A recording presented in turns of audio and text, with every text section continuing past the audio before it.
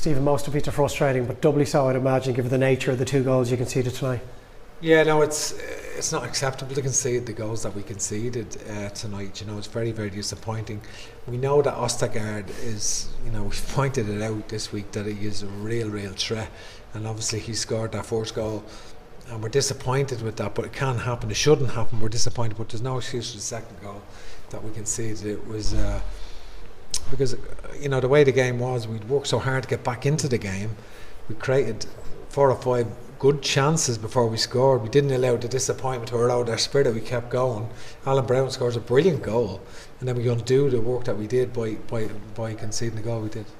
You said already this evening you didn't believe it was a lack of urgency in the second half, or the first half rather, but that spark from about the 58th minute onwards, where you had several chances before the goal came. So what do you put that down to if it wasn't a change in attitude? No, it wasn't. The attitude was good from the players. There was no problem with a change in attitude or anything like that. I think tactically we struggled to penetrate Norway. I think they play with that narrow 4 at the back, narrow 3 in midfield, and their front players work extremely hard. Their pressing system is good, but the space in the wide areas, and you need to exploit that quicker than we did.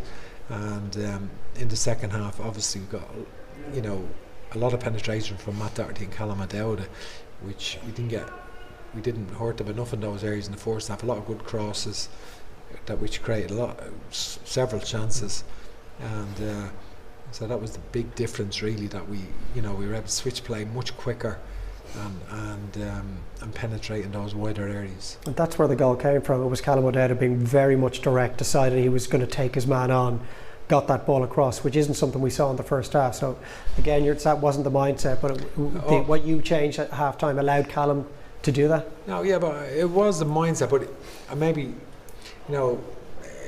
they defended it so well, and maybe the range of our passing, in terms of switching the play with longer passing to shift their back 4 from one side to the other,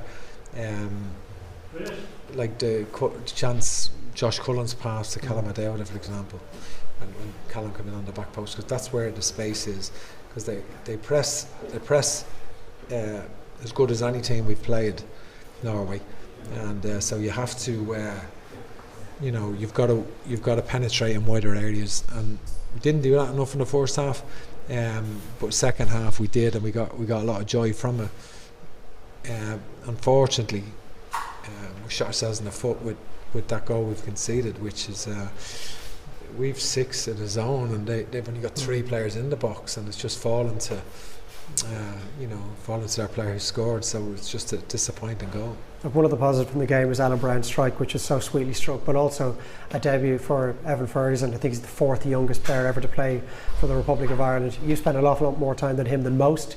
What do you see in his future? I mean, it's all potential right now, but without getting ahead of ourselves, where could this guy go? It's early days. He's obviously got his opportunity because of injuries to other players, and that's the way life is. Sometimes that's the way opportunities are presented to players. But he has a good future, but he still has a lot to do, and he hasn't played that many senior games yet, so it's still early days for Evan.